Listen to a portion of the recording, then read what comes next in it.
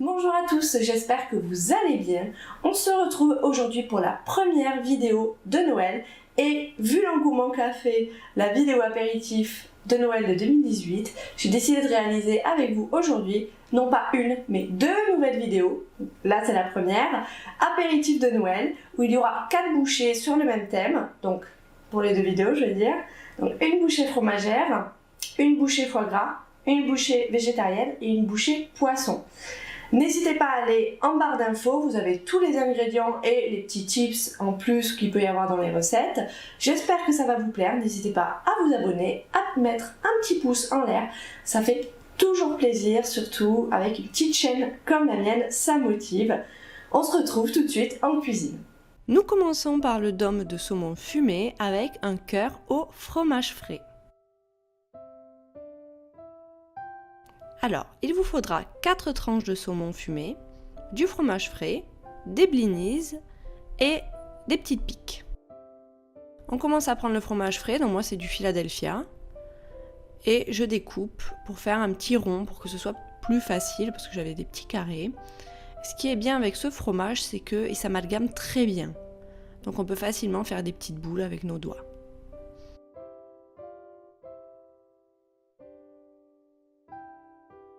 Donc on fait une petite boule et bien sûr avec les côtés, je viens refaire une deuxième petite boule. On fait à peu près un dôme par tranche.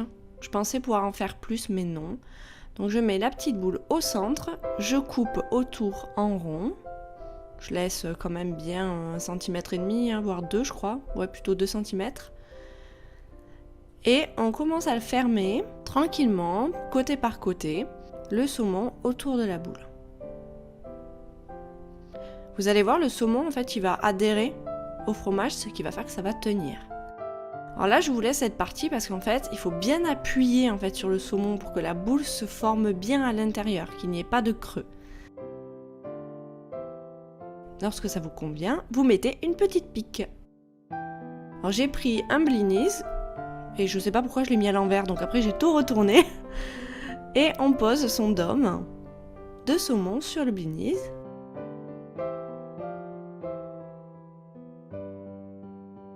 Pour que ce soit plus joli et plus goûtu, on prend une tranche de citron et on va réaliser un suprême, c'est-à-dire qu'on enlève toutes les parties blanches qui peuvent être un peu dures et désagréables en bouche. On garde que la pulpe.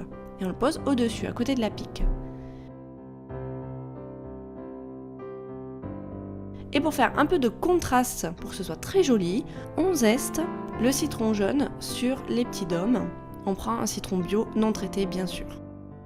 Vu que je n'aime pas gâcher, comme vous le savez, avec les chutes, on prend un blinis, on tartine de fromage frais, on met le petit morceau de saumon qui nous restait quand on l'a découpé en rond, un petit suprême de citron dessus, et voilà, ça vous fait des petits toasts en plus.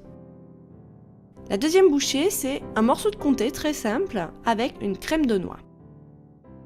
Il vous faudra 30 g de cerneau de noix, 15 g de crème fraîche, 15 g de mascarpone, 80 g de comté. On met tout d'abord le mascarpone et la crème dans un blender.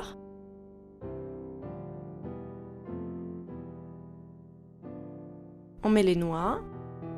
Vous salez, vous poivrez si vous le souhaitez. Moi, je ne l'ai pas souhaité parce que le comté, c'est assez salé, donc il faut faire attention. Pendant que la crème est en train d'être mixée, vous coupez votre comté en tranches, vous enlevez les côtés et vous faites des carrés assez gros. Alors là, après la forme, c'est comme vous voulez, hein. Vous pouvez faire des rectangles, des carrés. Oui, j'avoue, ce petit morceau est allé dans ma bouche. On prend une douille cannelée, moyenne ou petite, comme vous souhaitez. Vous préparez votre poche à douille.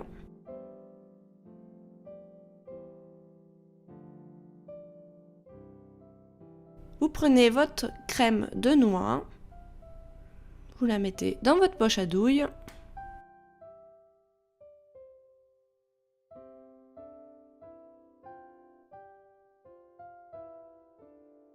Et on poche en faisant un petit tourbillon mignon avec la douille cannelée, ça va se faire tout seul. Donc, j'ai essayé de vous montrer au mieux, mais mes grosses mains sont arrivées devant. C'est très simple, vous faites un tourbillon un peu comme un cupcake. Bien sûr, je ne vous propose rien sans le goûter. Franchement, j'ai trouvé que la noix révélait vraiment les saveurs. Alors la troisième bouchée, ce sont des sablés parmesan avec une crème d'avocat. Donc il vous faudra 50 g de parmesan, 50 g de farine, 50 g de beurre, un avocat, 15 centilitres de crème fraîche épaisse, un demi-citron. Vous mettez dans votre récipient le parmesan, la farine et le beurre bien fondu. Faut pas qu'il reste des petits morceaux. Vous le travaillez à la cuillère.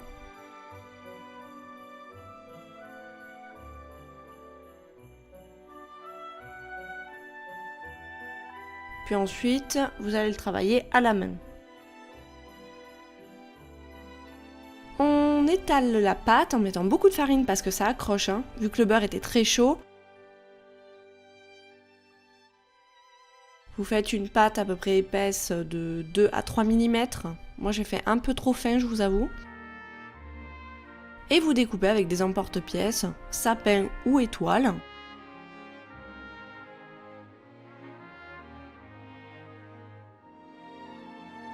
Et vous enlevez les côtés. Alors moi les côtés, personnellement, je les laisse comme ça, je les fais cuire et puis je le mange comme ça en snack.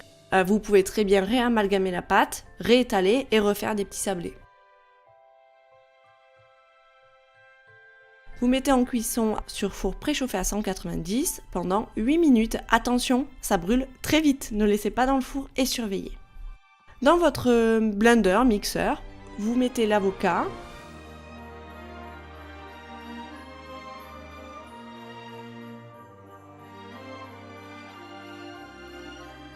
la crème fraîche, le demi-citron, j'avais mis un citron entier, il faut aimer le citron, donc je vous conseille vraiment un demi-citron, ça suffit. Du sel, là il faut pas trop plaindre le sel, ça révèle le goût de l'avocat qui peut être un peu fade, et du poivre.